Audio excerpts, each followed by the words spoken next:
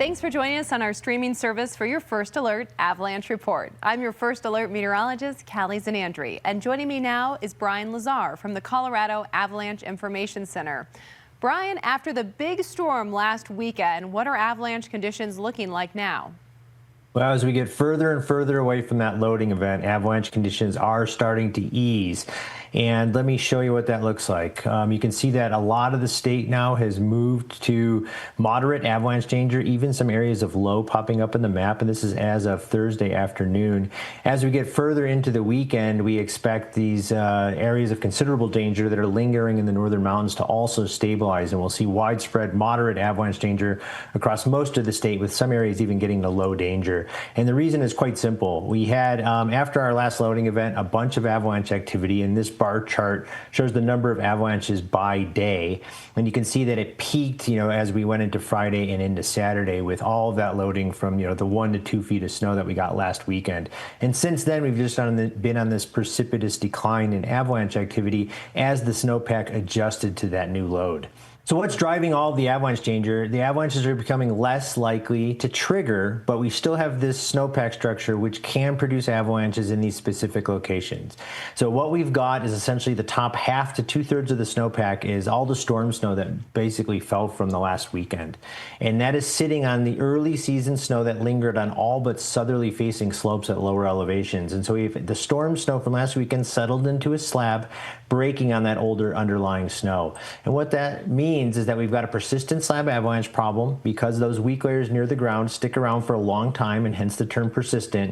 And you can see these northerly and easterly facing slopes remain the most dangerous. Size is generally small. Most of these avalanches are on the small side because we still don't have a ton of snow. But you can see now that we've bumped up to what we call large avalanches, and those are size 2, and that means they're big enough to bury, injure, or kill a person.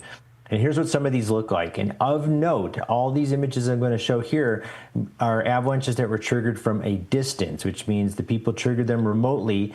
And so you have to be cognizant of overhead hazard. You can see here's one triggered from the ridgeline, again, mostly small, but I do want to point out that some of these are gouging down into that old, weaker snow all the way down to the ground. And if you got knocked off your feet in a small avalanche like this, even though it's not big enough to bury somebody, getting dragged through those rocks would be really nasty.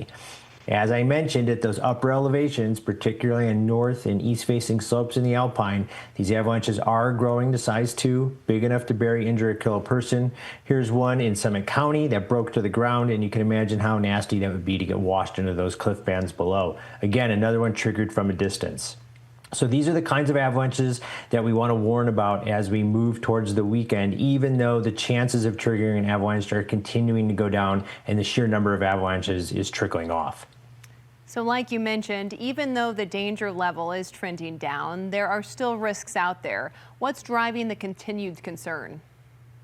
The continued concern is that weak layer is not completely healed. And so we still have the slab out there. The weak layer has adjusted to the load from last weekend, but it's still there. It's not completely stabilized or healed.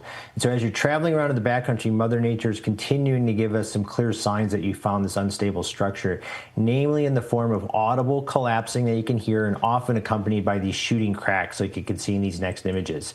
You can see some of these cracks, if they're on low angle slopes, are not producing avalanches, but as that failure moves into steeper terrain, as you can see in the left side of this photo, it did pull out a small avalanche. So you can again see you can trigger these from tens of feet away. And so if you out there traveling around, hear these audible collapses, see these shooting cracks, it means it's a really good time to either stick to lower angle terrain or move to those southerly aspects of lower elevations that do not have the old snow near the ground. Now, looking ahead to the weekend, we are expecting temperatures well above normal in the high country. How will that warmer weather impact avalanche conditions? Yeah, it's an important point. I mean, these are really warm temperatures. As you can see here, these greens and browns are, temperatures in the 40s, maybe even in the 50s at 11,000 feet. And even though it is mid-December with temperatures in the 40s and 50s at 11,000 feet, we can see wet avalanche activity. Here's just an example of a time series of temperature. The red line are high temperatures.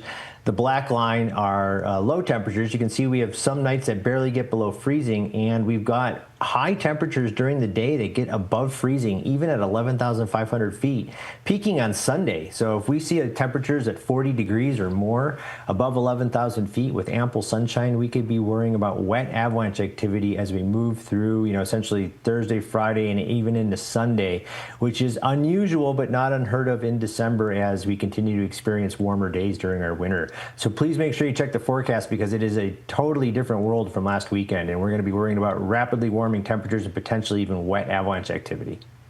Well, thank you so much for joining us, Brian, and we will see you back here next week for your First Alert Avalanche Report. Thank you.